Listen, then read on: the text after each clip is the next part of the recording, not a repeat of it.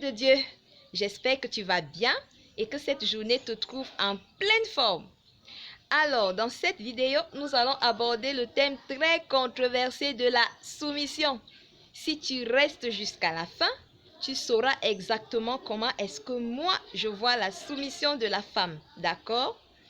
Alors, à longueur de journée, dans tous les débats où on parle de mariage, ce qu'on brandit généralement au visage de la femme, c'est « sois soumise ». La femme doit être soumise à son mari.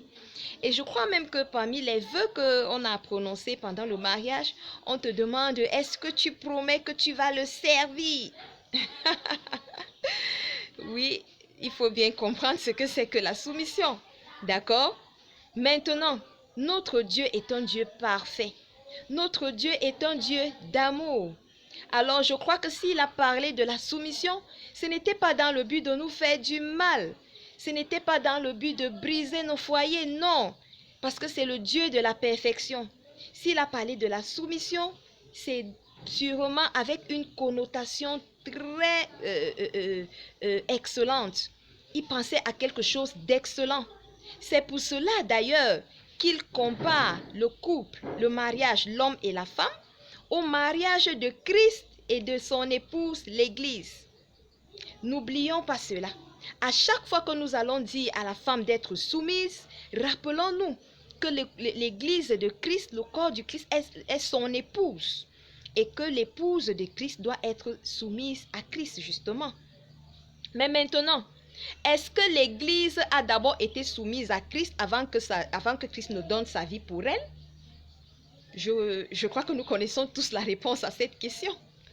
Alors que nous étions encore pécheurs, Jésus-Christ est venu mourir pour nous. Dieu a donné son Fils pour nous prouver son amour. Alors que nous étions encore pécheurs, il nous a donné son Fils comme époux. D'accord? Il est venu mourir pour nous, il a donné sa vie pour nous. Ça dit tout. Pour que la femme soit appelée à aimer son mari, il faut que son mari l'aime d'abord, comme Christ aime l'Église. D'accord? Maintenant, c'est quoi la soumission? Est-ce que maintenant que Christ est venu donner sa vie pour nous, nous allons devenir les esclaves d'un homme? Est-ce que vraiment Christ a donné sa vie pour moi, pour que je passe mon temps à faire la lessive, à récurer les marmites, à surveiller les enfants, à travailler 24 heures sur 24, pendant que mon mari croise les bras affalé sur un canapé en train de zapper, ou alors pendant que mon mari passe sa vie au bar avec ses copains? Est-ce que c'est vraiment pour cela que Jésus-Christ a donné sa vie? Jésus-Christ a dit « aime ton prochain comme toi-même ». Jésus-Christ me demande d'aimer mon prochain comme moi. Il ne m'a pas demandé d'aimer mon prochain plus que moi.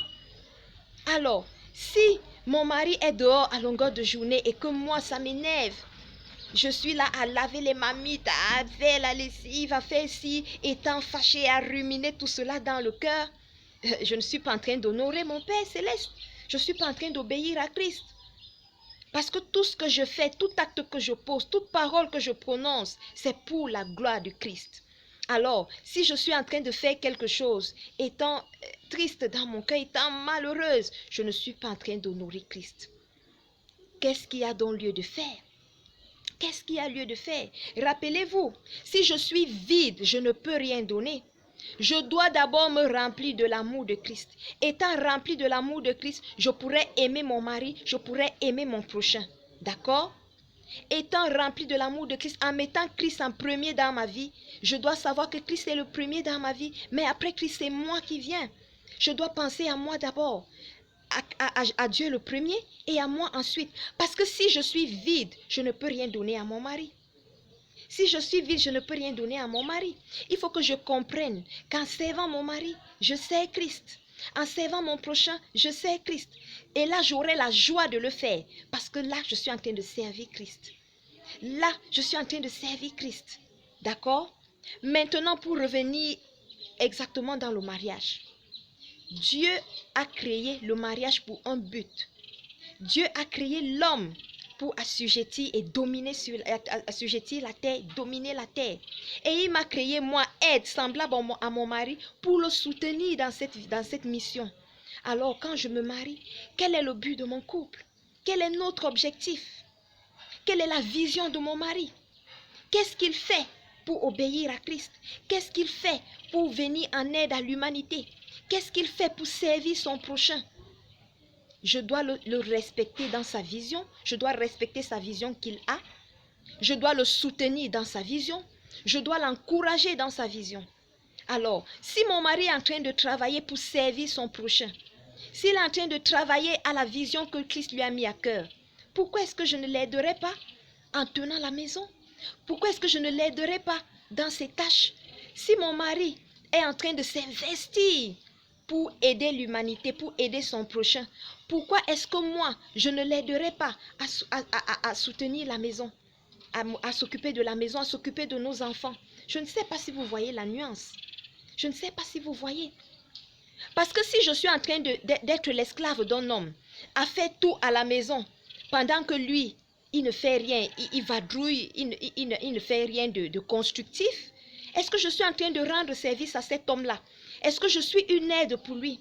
Aider mon mari, c'est le secouer, l'amener à accomplir la vision que Dieu lui a donnée. C'est ça aussi aider mon mari. Ce n'est pas l'aider à être feignant. Ce n'est pas l'aider à être paresseux. Mais attendez, est-ce que mon mari, avant moi, n'avait pas ses vêtements lavés? Est-ce qu'avant moi, il ne se nourrissait pas? Je ne suis pas venue être une aide à faire la vaisselle, à faire la ménagère dans sa maison.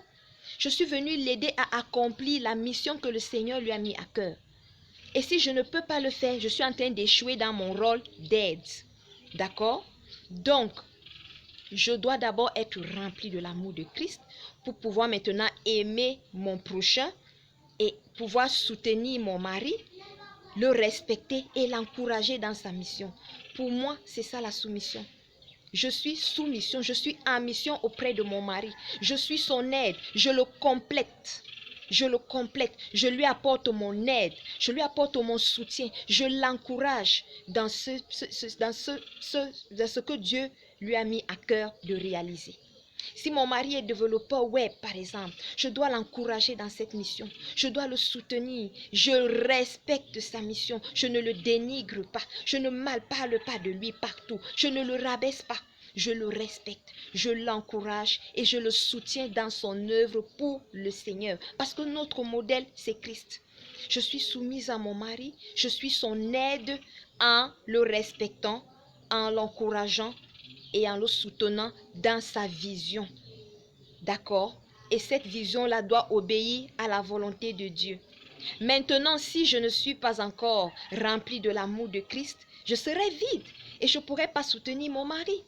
Et si mon mari non plus n'est pas encore rempli de l'amour de Christ, il ne pourra pas comprendre l'amour de Christ. C'est quoi l'amour de Christ? L'amour de Christ, c'est aimer sa femme, la chérir comme ton propre corps, comme toi-même.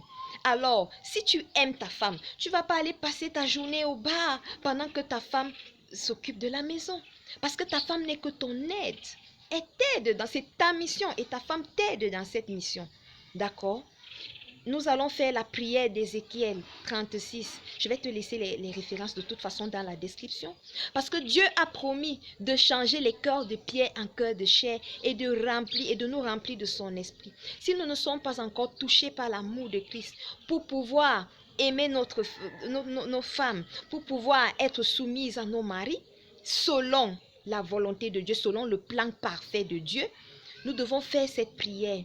Seigneur, remplace nos cœurs de pierre par des cœurs de chair. Remplis-nous de ton esprit pour que nous puissions obéir à ta volonté. Au nom de Jésus-Christ. Amen. D'accord? La prière vient couronner nos actes et nos paroles que nous prononçons pour la gloire de Christ. La prière seule ne suffit pas. Poser des actes sans amour, ça ne glorifie pas le Seigneur.